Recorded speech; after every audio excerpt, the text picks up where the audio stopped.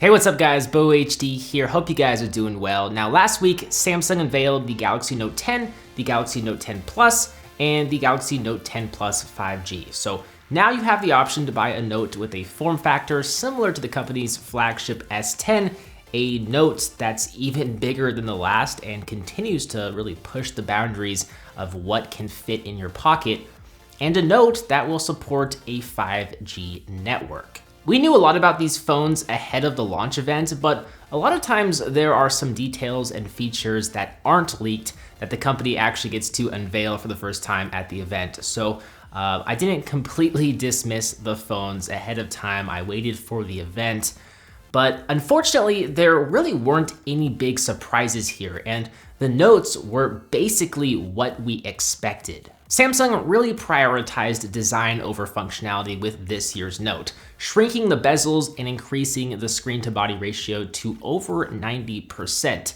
Samsung was rumored to ditch the call speaker entirely for a screen vibration, bone conduction-like setup, but that's not the case. There's actually a very slim speaker at the very top of the phone above the front-facing camera, so there's still dual stereo speakers, thankfully. So that's good news, but the sheer size of the speakers, at least that top speaker, it doesn't give me too much hope that these will get exceptionally loud or sound particularly good.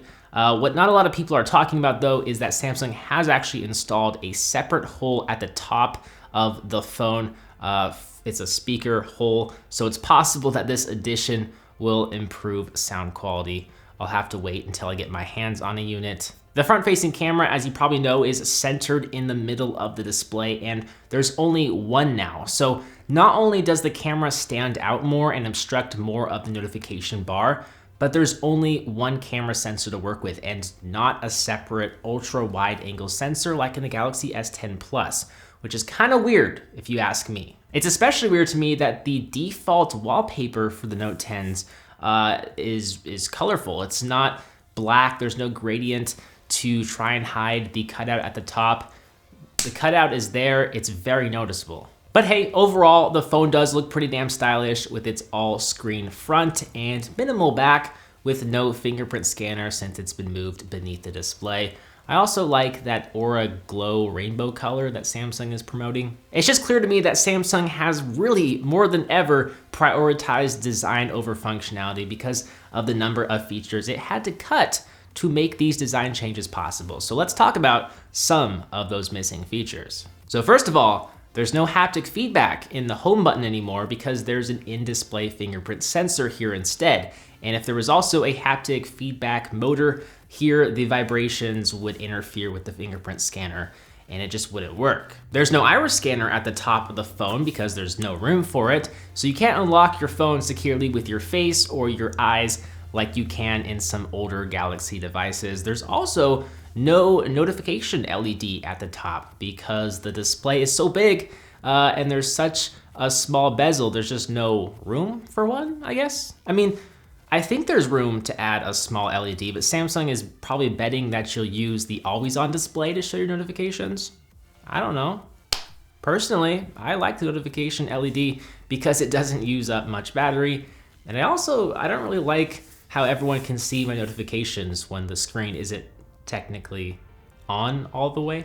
Or I should say when the screen is always on. Now, arguably the biggest missing feature, the feature you probably know about that's missing, is the headphone jack. But to make things sting a little bit more, Samsung has also decided not to include a headphone jack adapter in the box, so you'll have to buy that separately if you're still using wired headphones. They did include USB-C headphones, so that's kind of nice, but there's no adapter. They say it's to add a bigger battery and improve haptic feedback, but I say you could make the phone a little bit thicker, maybe a millimeter or two thicker without compromising these features. The other big missing feature is exclusive to the Galaxy Note 10, and it's the lack of a microSD card slot for expandable storage. A feature that has been around for years and years now is now gone.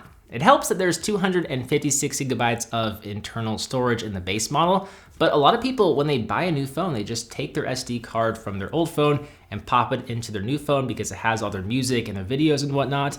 It just provides an extra option for some storage-thirsty users. But now, it's gone. It's a bummer. Another feature Samsung cut was the Bixby button, which upon first impressions seems like a good thing, but this button was remappable, so you could use the physical button on the side of the phone to open up any app of your choice, not just Samsung's inferior digital assistant. Now, there's no physical button on the side to remap, as Bixby is integrated into the power button, and because of this, you can't just long press on the power button to turn off the phone. You actually have to go into the settings to turn off the phone, because when you long press the power button, Bixby is activated.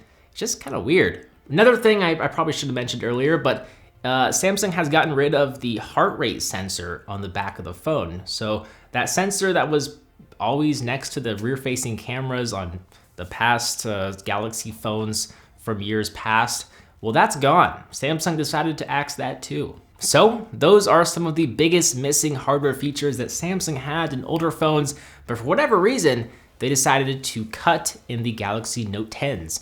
But there are some other things that I think would have been nice to see. Just a couple that come to mind. The Snapdragon 855 Plus CPU, the updated Snapdragon 855 processor that's coming out in phones in the second half of the year, which is now, that should have been included in the Note 10, I think, right? I would assume so.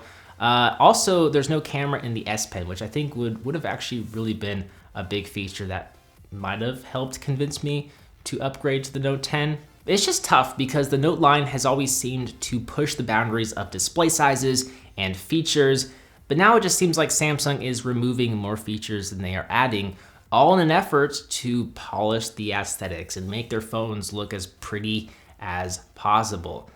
In my opinion, I think that you can still have a feature-packed phone that looks beautiful and doesn't have very many compromises, but I guess maybe Samsung seems to think otherwise. So I'm curious to hear your thoughts in a comment down below. Do you agree or disagree? Why or why not? Let me know what you're thinking down below. As always, I'm BoHD from PhoneDog.com. I hope you enjoyed this video. Thank you for watching, and I will see you right back here in the next one. See ya.